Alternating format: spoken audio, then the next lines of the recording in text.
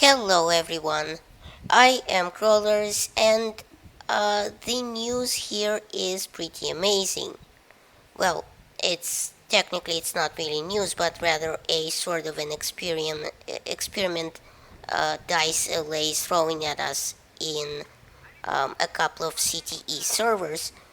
What they did was try to again increase the update rate for the server in CTE, this time to an astonishing 120 Hz. Now, uh, this is pretty much Counter Strike territory, it's blazing fast update rates.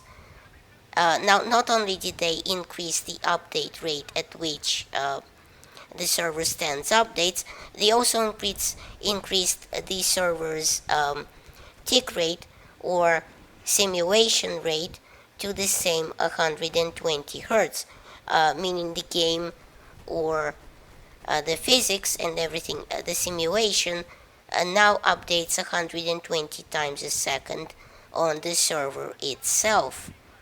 And as I understand it, the two numbers do not have to necessarily coincide, so the server doesn't have to send the updates 120 times a second just as it updates itself on the server, but in this case, the two numbers coincide, but only inside the bullet tunnel, as I will explain in a second. They also increased the client-side update rate to the same 120 Hz, as I understand it, and I might be a little fuzzy on the details because I'm not a developer, but here is how I understand it. Um, the server plays the game just as we do, just as the client does. That is, because we're all connected to it, the game runs on the server and constantly updates itself. The physics, the player locations, the weapons, shots, and so on and so forth. And that's the server's tick rate or simulation rate. And right now, DICE set it to 120 Hz on one of their CTE servers to see what would happen. Now, the problem is that this puts a tremendous load on the server, and as it probably wasn't designed for it, and even if it was, updating itself 120 times a second requires more CPU power, more bandwidth, more heat, and thus a bigger maintenance and just a bigger price tag. Bottom line is the price tag. So the server sends us the updates also at 120 hertz, but only inside the so-called bullet tunnel, because as Tigger put it, if the server updated everything at the rate of 120 hertz, it would croak. And that's understandable. The server and the game engine wasn't designed for it initially, and so this is a way to kind of lessen the strain on it. Only update things at this rate inside the bullet tunnel or inside the player bubble, the important stuff that uh, should be updated, not necessarily everything else like the trees and the wind and whatever else.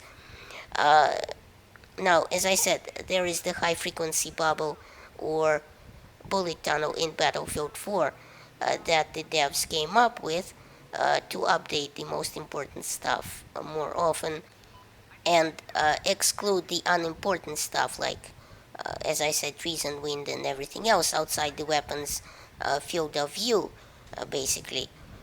Battle Nonsense has a great video explaining what the high frequency bubble is, so go watch it, and I'm not gonna pretend I know what I'm talking about here, but the basic idea is that everything inside the bullet tunnel updates at 120 Hz on this select server, and everything outside updates at a lower uh, update rate, so I think that's 30 Hz or something like that. And they said it couldn't be done, but here it is. Now, that's not to say that this is a game-wide update or that it will someday reach the vanilla game. Unfortunately, this is only an experiment. A single server right now in CTE is running, and it will never make to vanilla Battlefield 4. Several reasons for this. I think the game engine and the servers, weren't designed for this, as I said. So there are quite a few bugs. There's even a known bug I uploaded to YouTube a couple of days ago where you die as soon as you step on these steps, basically. So, there's a ton of bugs having to do with this high tick rate. There's also a concern about overstressing the server, as I said, which is why it will not be tested in a 64 player server. It probably just can't. The hardware and the software just wouldn't allow it. And right now it's being tested in a squad obliteration server that's like 10 player or less size, I think. And, as I said, the server would probably explode if more people were on it, and it would be updating that quickly. And another reason I think is very basic, and it's money. It's just that plain and simple. Using more bandwidth and putting out more heat and stressing the server needs more support and requires a higher rent, basically. So, that's probably not something most admins are prepared to do, to pay for when renting servers.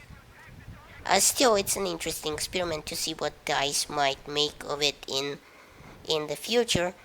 Maybe looking to a higher tick rate in Battlefield 5, because if you remember, Battlefield 4 released with a very low update rate.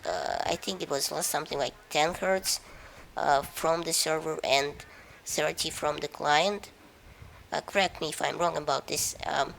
Obviously, faster updates are better because things, in a fast-paced FPS game should update a whole lot of times faster, but it also creates problems if your PC or the server can't keep up. So, hats off to Dice LA for doing some good things for the game, and thanks for watching. Please rate and share this video as it helps my channel grow. Check out my other videos at the end of this one, and remember, in Soviet Russia, YouTube subscribes you.